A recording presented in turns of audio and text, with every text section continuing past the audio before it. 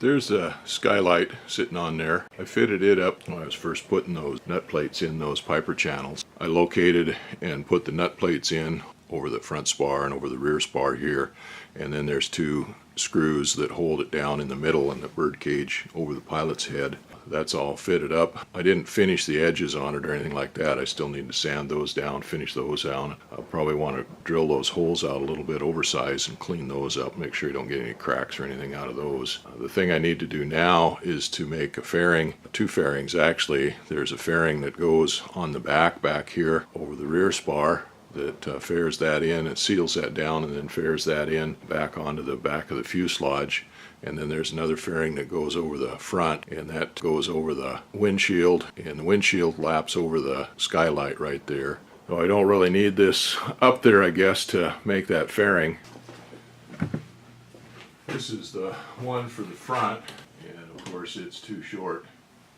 I'll have to build one like this for the front, and one like this for the back. Again, that's too short back there.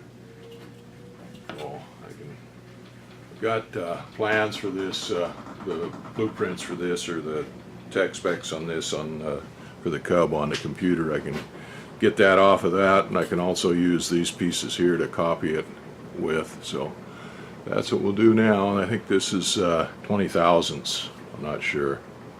It's 25 thousandths. That's what it is, not 20 thousandths. We'll find out for sure here in a minute.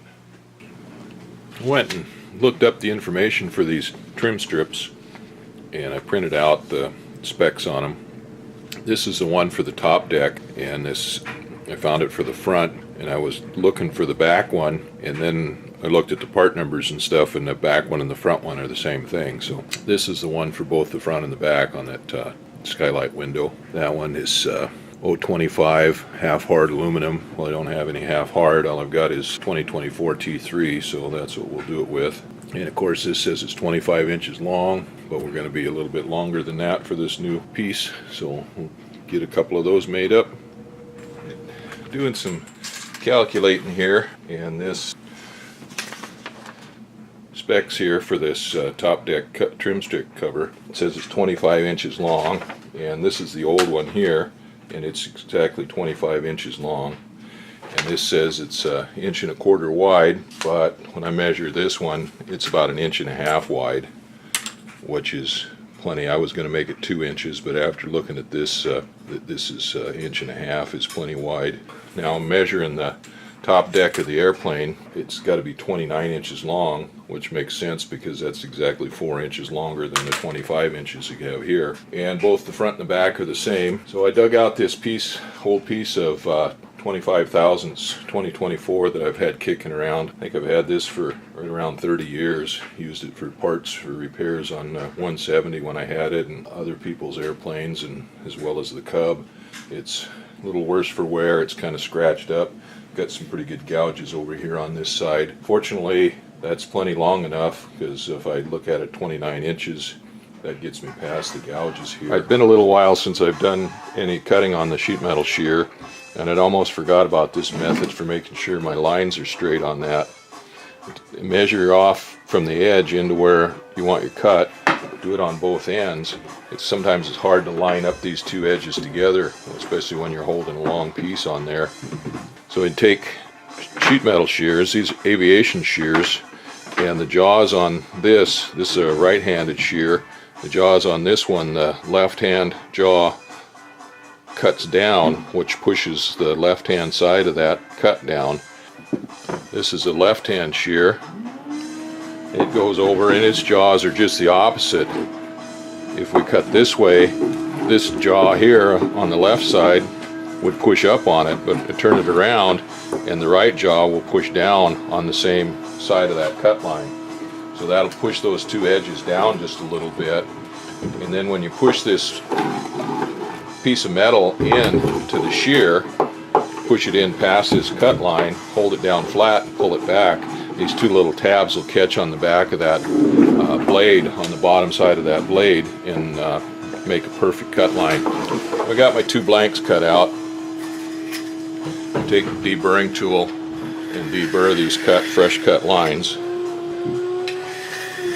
I have to remember how wide it is, but these have to be rolled over, the edges folded over just a little bit so they hold tight against the panels that they go on. I think it's 9/10 of an inch in from the edge is what I measure to get my proper bend over on that using the beading tool that I made. Well, I remembered correctly, 9/10 was the distance that I needed. That gives me right the exact standoff distance I need to put that little bit of a roll on that material right there.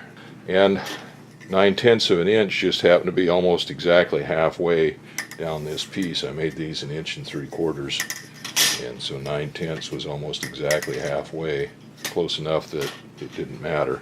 So I'll go ahead and mark this one up and make the break on that one. Well, I measured this off 7/10 of an inch from the back side and marked it, and then put it in the break and put just a little bit of a bend in it. And that's also got to have a bend going the other direction for the center section up there for the top. Across the front it's pretty much flat, but there in the back it's got a pretty good bend in it. So I got a little bend in there, but this top, you know, wants to buckle. I got these tools out here, this flanging tool, shrinking tool, and try to shrink it. This is what I got for using for crimping stovepipe and stuff, for fitting stovepipe together. That worked. That shrunk that up a little bit, but it kind of looks kind of bad there. It's got some big folds in it right there. So now I'm going to see if I can dig out my sheet metal shrinker. I thought I was done with all that stuff for the time being and put it away, and now I got to try to dig it out and shrink that down a little bit on that top edge so that it doesn't pucker there when it where it's bent over like that. And the old one was square on the edges here on the ends, and the blueprints show it being square there. But I don't really like that being square, so I took the shears and just trimmed this off a little bit and then filed it down smooth. I got my sheet metal shrinker out and I shrunk both sides of this bend here, and of course that made it pretty rough, so then I run it through the bead roller and flattened that back out a little bit. I'll need a little bit of work on this with the die grinder to smooth that out, and that makes this fit up a lot nicer there over that corner, over that edge. So that doesn't look too bad like that. Very little gap in there, and that goes around that bend pretty nice. Now this is a little bit long, so I've got room to cut it off to trim it up. So that looks pretty good there now once you get that. Alright, there it is. I got the holes located and screws in it, screwed down. That looks pretty darn good, I think, there, along there. It fits pretty tight along that plexiglass there. You don't want to tie this down because that plexiglass has got to be able to move as it heats up and cools down. So it can't be glued down solid, but that's pretty tight on the back. It's pretty nice. It fares out pretty good back here. What I need to do is to go in there now and enlarge the holes in the plexiglass to make sure they got plenty of room to float. I need to trim it off down here. I've got it marked here where to trim it off. There's the back side here. So it fits down pretty good there. Now I had to do the front one. The front one will be identical to this one, except it's just going to be straight across, so I won't have to make this arch bend in it here. I finally got the fairing set up for this front of this top window, this skylight, and of course the windshield. It took me 3 times to try to do it. I kept getting the holes in the wrong spot. This hole finder that I got, it just wasn't quite getting the holes quite in the right spot there to put it in, get it in the hole, get it lined up and drill it, and then they just weren't quite in the right spot, and this thing wound up going on there kind of cattywampus.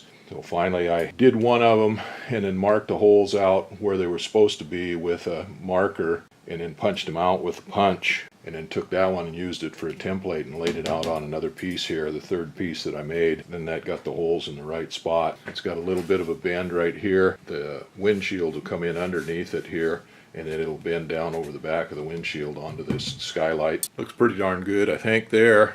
This plexiglass, I fitted this on here a couple years ago when I put the nut plates on, and I heated it up a little bit and put a little bend in it here to follow the contour of this stringer that goes down here, and I kind of overbent it. It was too tight down in here, and it was pooched way up here where it goes over this stringer. I put the heat gun on it a little bit, and I kept trying and trying and trying. It wouldn't heat up enough to bend, and finally it heated up enough that it blistered there. So I kind of ruined that. I got a little blistering right there. I guess I can send for another piece. I can't just run down to the store and buy another piece here. We'll see what happens there. I'll see if I can get another piece to get up here and to fit in that eventually. These pieces I can take off of here, clean those up, and paint them.